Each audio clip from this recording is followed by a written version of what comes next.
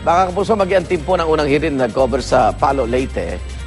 Pinamunuan po yan ang kasama natin sila Banyover. Hindi rin po nakaligtas sa bagsik ng bagyong Yolanda. At mga kapuso, salamat sa Diyos dahil ligtas po sila at nakabalik na dito sa Maynila. Ito kasama natin si Lab. Kasama rin natin si Suzette de la Cruz Pinpin, ang segment producer ng unang hirit. At si Rickson Bactat, cameraman po namin dito sa UH. Good morning sa inyo. Welcome back. No, it's a great morning.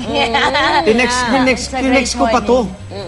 Di ba, blind text yun eh. Sabi ko, bahala na. Dahil may mga naghahanap na nga sa Palo, Leyte. Kaya wala, hindi na niya na-receive. Punta kayong simbahan para... Kasi dahil lumakas yung hangin. ako magpapasalamat na ngayon agad sa satellite team ng GMA. Dahil sila ang unang nakaisip. Buti nag-isip sila ng place na pwede namin paglagyan. Dahil sabi nila, kailangan sa isang safe tayong lugar, konkretong lugar, at naisip nila ang simbahan. Simbahan. So yun, blessed kami na yung team din namin, yung satellite team. Ayan yun. Yun din ang una nilang naisip. Yan po yung Cathedral of Our Yan ba Lord's yung naano rin yung Transfiguration bubungan? Palace. Yan ba yun? Po, wala na po yan lahat. Yung Ay, gandang ngayon nga, yan. ayan, sabi nyo, ligtas kayo dyan, pumunta kayo. Tapos bigla, sa lakas ng hangin na rin ng Yolanda, and yung pinakita yung video, kuha mo ba yun? Yung nalipad na yung kisame ba? Yung bubungan. Sa mga na lang po sa digicam, sa camera namin kasi hindi na po kami maka-ere. Dahil ayan na, yung unti-unti na hindi nyo alam na mawawala lahat yan. wala po kaming idea. Like ako po, kasi doon po ako lumaki. Alam ko yung mga bagyo-bagyo na parang ganun po. Pero ito hindi namin in-expect talaga na ganito, na parang talagang sisira ng todo to. Si Lab lumaki ito, natutulog sa bahay. Di ba? Nasa tubig kayo, may baha. Alam yung simbahan, nakita ko, pinaus mo yun sa Instagram, Opo, diba? napakaganda niyan. Napakaganda. Kasi bagong gawa lang yan this year. Kaya hindi masisabing like, ayan, matib. Opo, maayos, konkreto. Before and after. Konkreto. Oo. So ano nang matapos na yung bagyo? Magkakatabi kayo nun sa loob ng simbahan. Yan pong itong nakikita nyong kung saan lang. Nandyan lang kami lahat yan. Isang corner lang po yan. Siguro, basta hindi kalakihan. Marami po kami dyan. Siguro 15, 10 hanggang 15. 13 to 15. Na tao? O ikaw, naramdaman mo nung... Sobrang takot. Dasal na lang kami ng dasal. Parang, Lord, patigilin niyo na siya. Kasi, syempre, kami nasa simbahan na yun. What more yung mga nasa labas? Yun. Isa din yun sa kinaworry namin. Parang sabi nga namin, wow, nasa bahay kami ng Diyos. We'll be safe. Parang ganun kasi nga, ito na yun, konkreto na siya. Tapos, Paano Ibig yun? sabihin, nung pumasok kayo ng simbahan, may mga tao na nasa labas, mga residente ron. Hindi nga. Wala nga. Kaya nga sabi namin, safe sila kasi parang wala nang tao. Sabi ko, nakapaghanda siguro talaga na itong mga to. Dahil wala nang pakalat-kalat. Wala ka na makikita. Talagang Kasi sabi ko, nung time okay na yun, yung inaasahan na yung lalandfall di ba? Yes, Oo, kaya alam namin. clear na. Ito si Rickson. Ayun na, bumabagsak na. Ano yung naramdaman niyo dyan? Oo. Talagang, alam niyo po yung dasal namin, kasing sabi namin kailangan pantayan siguro natin yung lakas ng hangin. Sumisigaw na po kami lahat ng ama namin, sabi nga namin lahat na ng santo, tawagin na talaga natin dito. Lahat. Si Rickson, Susan, Isa sa nasugatan. nabagsakan ka ba doon sa simbahan? Nabagsakan ka? Saan ka nabagsakan? Nagko-cover po kasi ako doon sa labas nun eh. Sa labas Dahil ka? kasalukuyang ume-ere po kami nung kumukuha po ako ng seats para additional seats. Situationer, ayun. Ay, kayo ba yung lab? Tapos nung medyo nararamdaman ko na lumalakas na yung Yan yung hangin. ina-annotate natin na Yan po yung mga shoot ko po dyan sa labas yan. Nakasilong po ako dyan sa may isang bakery na yan. Dahil akala ko safe po ako dyan. Yan, nung nag-shaky na po yung kanin, nabagsakan na po ako. Yan, may nabagsakan na niyan. Bumagsak na po yung bubong Ano yung yan. bumagsak sa'yo? Bubong po, bubong. Sugatan ka. Patingin nga, asan tinan mo yung sugat mo, Rickson? Ito. Baldito po. Ayan, may mga gulo. Hindi ko po naramdaman to nung nangyari. Nakalaman ko na lang po yan nung nakita ng mga kasama ko dun sa Ayan. na may sugat daw po ako. Tapos ano pang... Ito, yung magano yung balikat niyan eh. Maga po itong balikan ko kasi isang oras po maigit na nakatukod sa akin yung nag-survive sa buhay ko talaga na kapirasong plywood. Kapirasong kahoy. Tapos meron akong dalawang matanda na inaalalayan din na halos hindi na rin nila alam ang gagawin na. Basta sabi ko, dito lang kayo sa akin, sumiksik lang kayo sa akin. Buhay yun na. Buhay po. Pero may sugat po yung isang matanda rito dahil nakaganon po siya dyan sa may bakal na yan.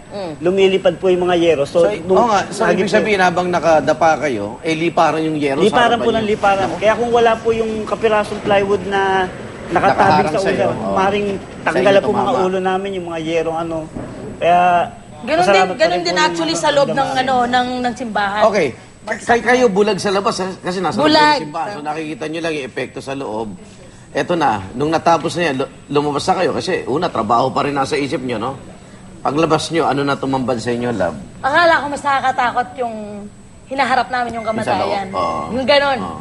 Paglabas namin, peaceful, nakakabingi talaga. Distraction. Tapos, after 15 minutes, yun pala yung mas nakakatakot, Ika. Ano? Yung mga tao, nagkakagulo, yung mga mukha nila, hindi mo na alam, takot na takot. Mga kababayan Mamaya na may yun. patay na, mga ganun, parang, ano nangyari? Parang kasi na-expect ko, parang overjoyed kami kasi buhay kami, tapos nakikita namin ngayon.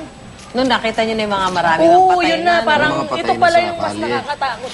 Alam na Nakakasalubong mo sila, may mga buhat-buhat, nakalagay sa plywood, Helpless. binalot na lang ng kung saan-saan. Kung anong pwedeng iba, ano, Siya yung ang, isang...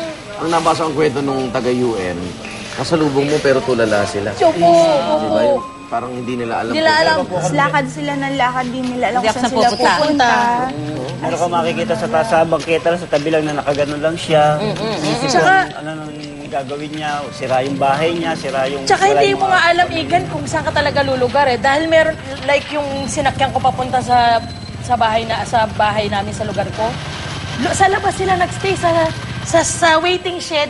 Nakaligtas tuloy sila, pero yung mga nasa loob ng bahay, yung iba dun, wala talaga, nasama talaga sa pag-washed out. So parang hindi mo alam saan ka lulugar. Kung saan ka Wala. makakaligtas? Napanood namin yung pag-aalala mo sa pamilya mo. Dahil sila po taga Taga dun sila, Leyte eh. ho yan eh. Kumusta sila? Napuntahan mo Napuntahan naman ba? sila nanay. Ubo, napuntahan Tatay, ko. Sabi oo. ko kasi, hindi talaga, alam ko na, ba't ako Yung nandun? babuyan, okay naman. Napatawa ko lang sila. Alam ko. Kamusta naman sila nanay? Alam ko na nun. Kumpleto sila. Sabi ko sa nanay ko, wala akong pakialam sa bahay. Basta kailangan makita ko kumpleto Buhay. sila. Oh. Lahat sila, walang nasaktan.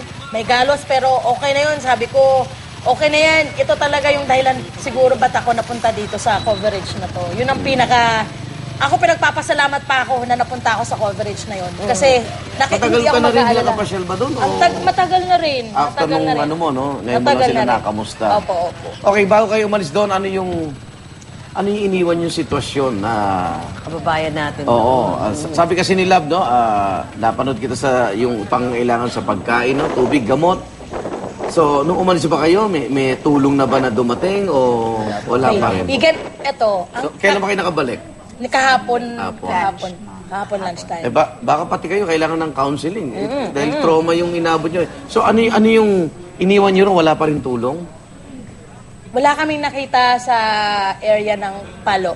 Wala pa, hindi pa rin. Tacloban, hindi rin namin nakita kasi puro nga wala kaming nakikita. Siguro, baka hindi namin nakikita yon. Hindi namin alam, no? Kasi ang tangi lang namin nakikita, distraction, mga tao, mga naglulut, lahat, puro ganon. So, ang isa pang ang igang concern ko, ang nababalita lang, Tacloban, Palo. Yung ibang area na Yung sa malalayo. Samar, no? Kasi hindi natin alam. Hindi pa rin So, nakakontak, tapos hindi pa rin yun. napupunta. Sana magkaroon ng talaga ako komunikasyon. Inaayos Talaga. na. Kasi kailangan malaman ng mga tao dito kung may mga kamag-anak sa abroad man. I'm sure yun na nilang concern. Malaman ng mga kamag-anak na nabuhay sila o merong nawala sa kanila o ano man, parang sana yung tulong po talaga ibigay niyo po sa Ngayon, kanila. Yung hello, ano yun, no? Isang bagay na marinig mo lang yung boses nung... Hello, mga- okay kami dito. Okay, ano dito? Okay. Inaayos na po lahat at salamat sa inyong katatagan at dedikasyon sa pamagitan nyo na parating yung balita. Ano ba yung hamok Igan, mo? meron lang kasing nagpapanawagan dito. Mabanggit ko Galing lang, din yan. pasensya na. Ito, kailangan pong masabi sa Volante family. Malungkot po ito, pasensya na po yung si Lucille Volante po ay pumanaw. Ay nga po dun sa Bagyo. Sa kamag-anakan po ng Abrera family at Calumpiano family na nasa Tacloban, okay po sila, kompleto po sila. Yun po. Mga panawagan. Kasi di ba marami nga yung mga binasa natin kanina, yung sinulat nila para maparating sa mga kamag-anak nila kung ano yung sitwasyon nila doon ngayon after ng bagyo si Yolanda. Okay, love. Salamat, Suset. Salamat, Rickson. Son, pagaling mo yung Ay, sugat mo, ha? Ano mo? May shoot ka pa bukas. Meron po. Hinahanap sa clinic to ngayon. Oo. Diyan lang po kayo magbabalik po unang hirit. Pagalingin mo sugat mo, ha? Dami kang...